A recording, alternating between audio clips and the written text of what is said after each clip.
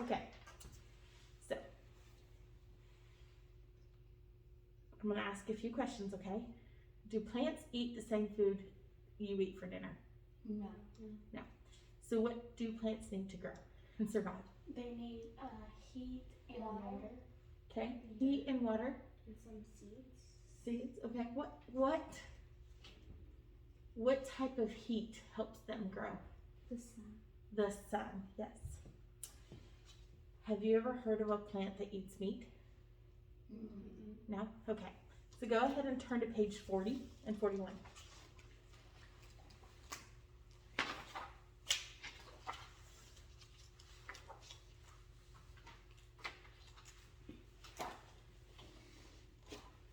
Okay, so our objectives for today is we're going to read with purpose, to comprehend and self-correct using context clues as we read. And then when we complete some of the sections together, we will be working on events and relationships. For example, cause and effect. So go ahead and scan your story that we're reading today. Look for words that you might not know that you might need help with. Enzymes. Yes. Carnivores? Close. Carnivorous. Oh. Yes, we had to look that one up too, so I did. Okay. Nutrients.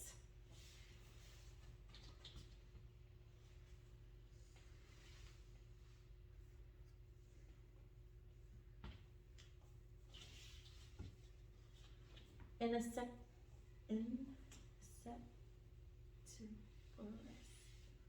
Huh. Insectivorous.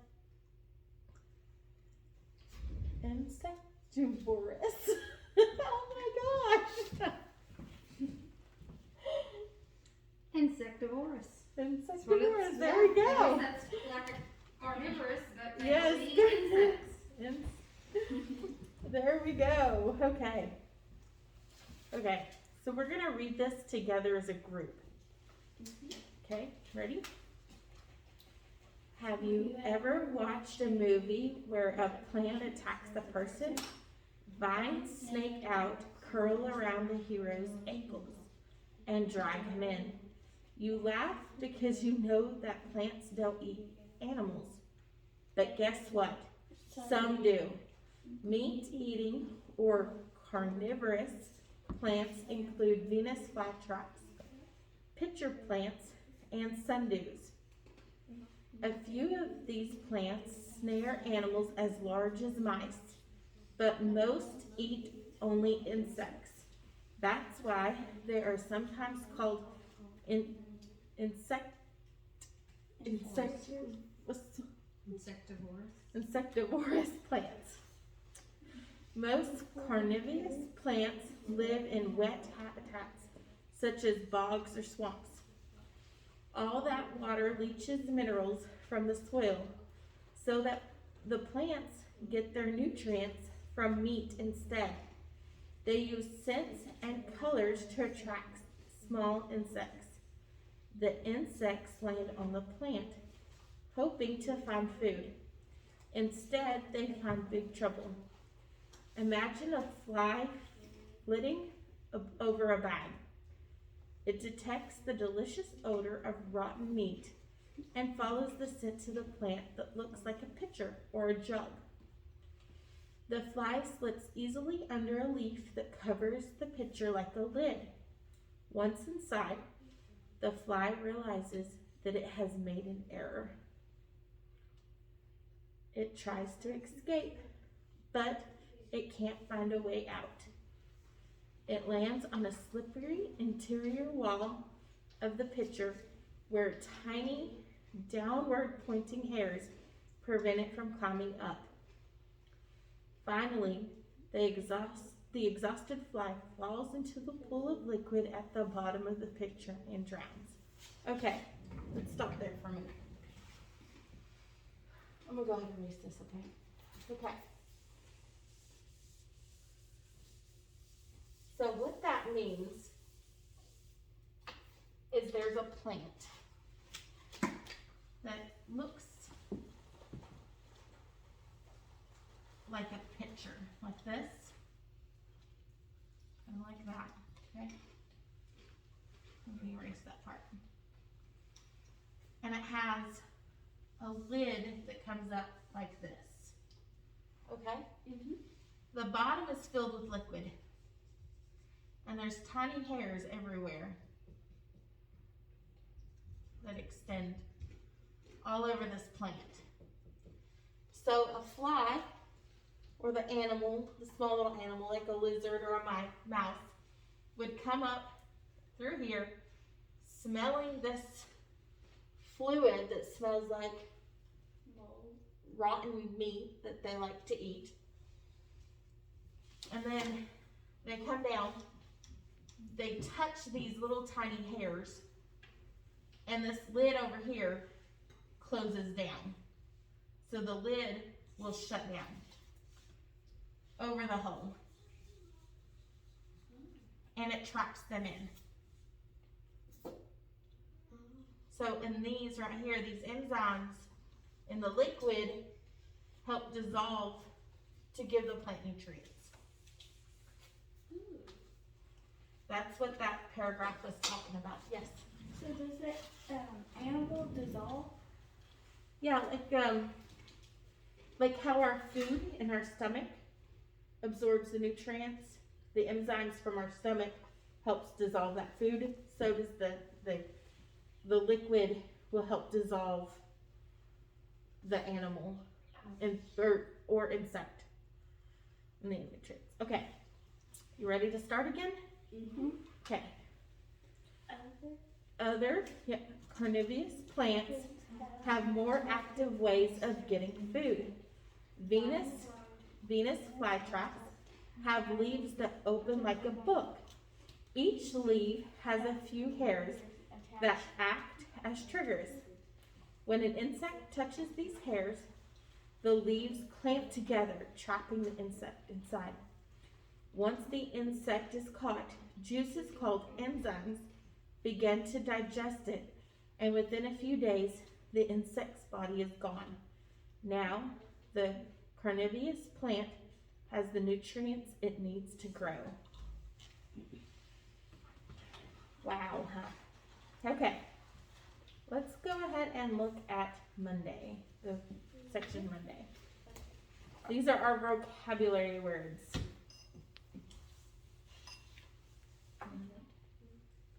Okay, so we have enzymes, splitting, leeches, minerals, nutrients, and snare. Okay, which word do you think means removes or takes from? Minerals? Let's look back here.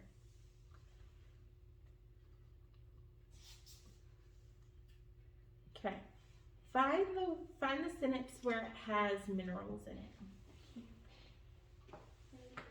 Okay, let's go ahead and read that beginning of the sentence. All that water leaches minerals from the soil, so the plant gets their nutrients from the meat instead. So, although minerals is part of it, which word do you think from the context clues would go better with removes or takes away from? Nutrients? Leeches, right. So that first one is leeches.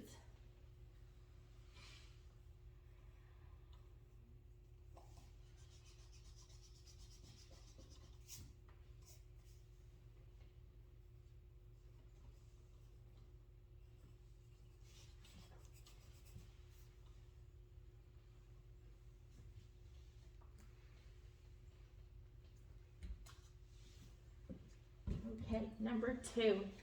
Chemicals in living things that help in processes such as digestion. Yes, enzymes. Guess what I just found? Your fly.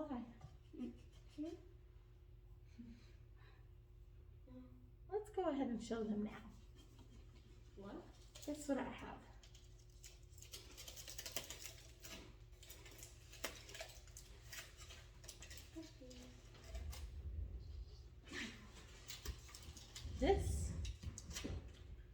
a Venus flytrap. Okay. Right here. Yep. There's a fly flying around. And see, it's attracted to this Venus flytrap. We have, this one's open all the way, so maybe, It's so pretty looking.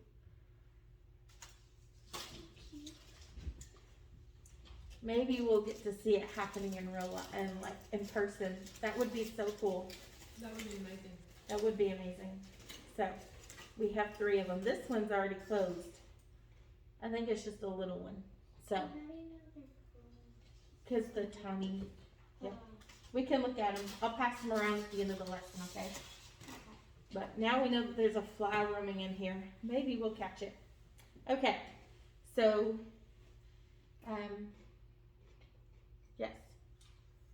Brianna was right. It's enzymes.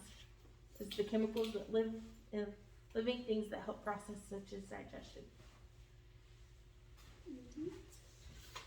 Okay.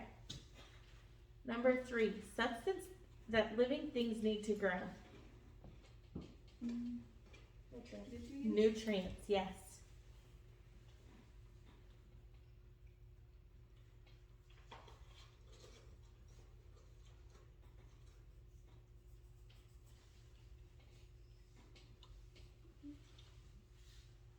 Okay. Flying quickly from place to place. Yes. Flitting. Flitting.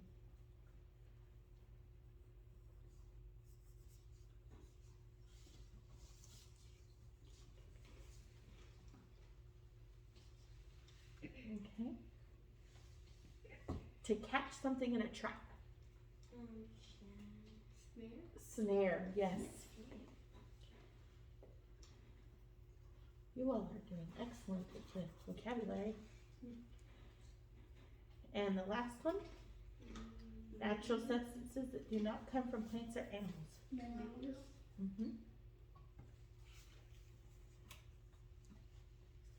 Okay. You will do Tuesdays by yourself. Choose one of the vocabulary words from the article and write the definition. So, you just choose one and just write the definition. Where can we find the definition? In the book. Where under where? Story. The vocabulary. In the vocabulary on Monday, right? Because we just did that. So just choose a word that you like and jot it down from Monday to Tuesday. No, you're good.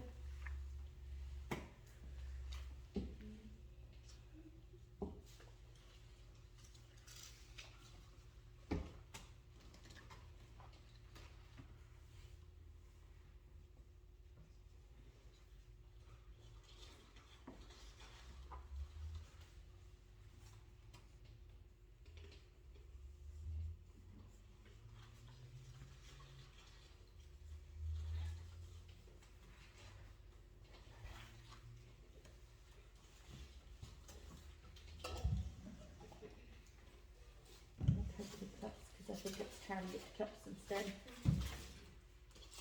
Oh, that would be awesome.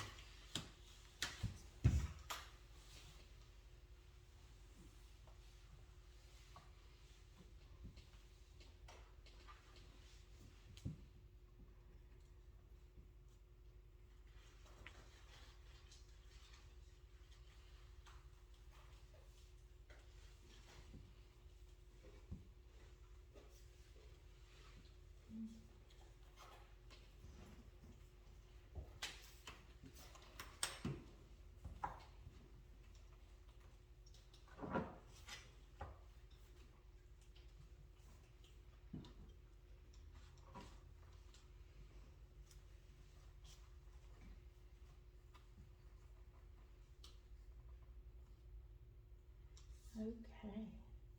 Oh. One more.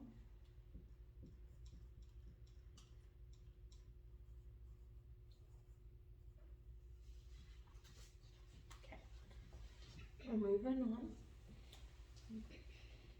You're gonna choose the correct answer. I will read the question and the answer, and then you guys will mark it, but we will not go over the answers afterwards, okay? Okay. Where do most carnivorous plants live? A, boreal forest, B, grasslands, C, rainforest, or D, swamps or bogs? You can find the answers back into the paragraph if you need to.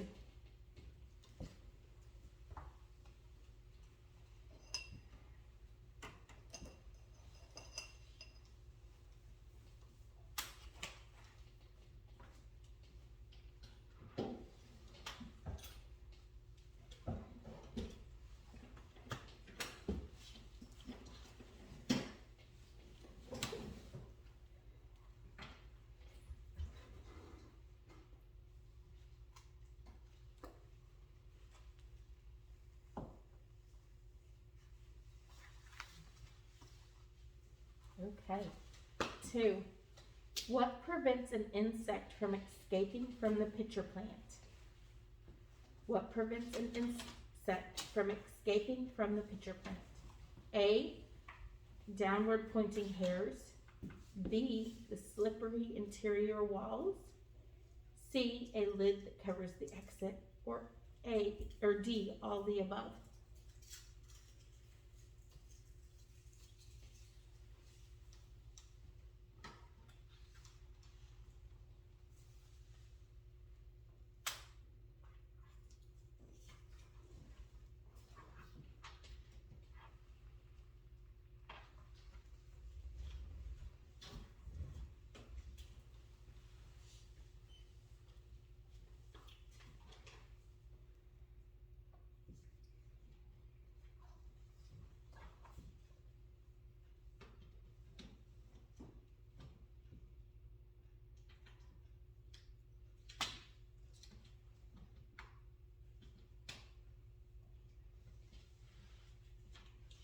Okay.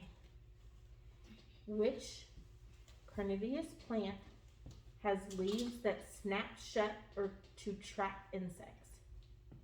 A, sundew. B, Phoenix flytrap. C, pitcher plant. Or D, bug catch bush?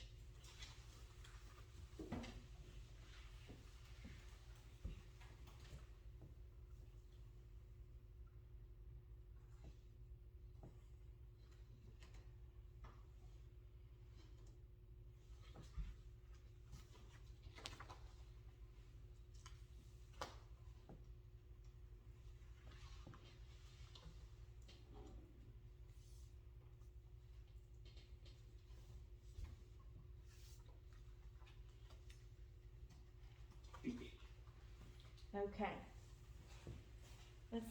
Next section, we're going to write the letter of each cause next to the matching effect. So I'm going to read A through D, which is the causes, and then I'm going to read the effects, and you guys can put your answers down, okay? And then if you need to reread another one, I will.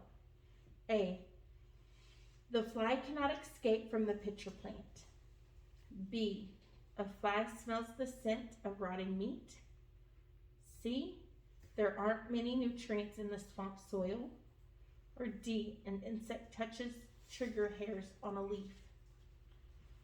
Okay, the first effect, the leaf snaps shut and traps the insect. The second, the fly follows the scent of to a pitcher plant. Some plants eat insects to get nutrients, or it falls into the liquid and drowns.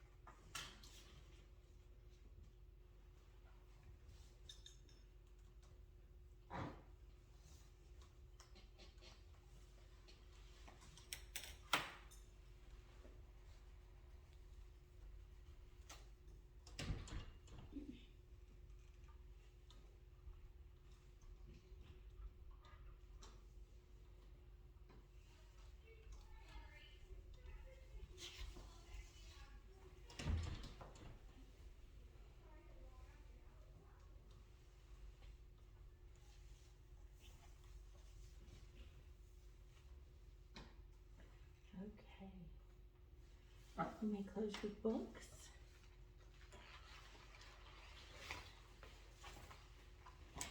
Okay, then I'm gonna pass you all around the big one, so you guys can take a closer look. You see? Little hairs on it. You can touch it if you want. Not the plant, just the, I want to touch the plant. The friendly part. Yeah, the pot. Okay. So, was that a nonfiction or a fiction story? No, Nonfiction? What does nonfiction mean? it's not real. It's nonfiction is like it could happen. It could happen. Yeah. Yes. So, is it an expository text or a narrative? Yes. Expository. Thank you. Good job, guys.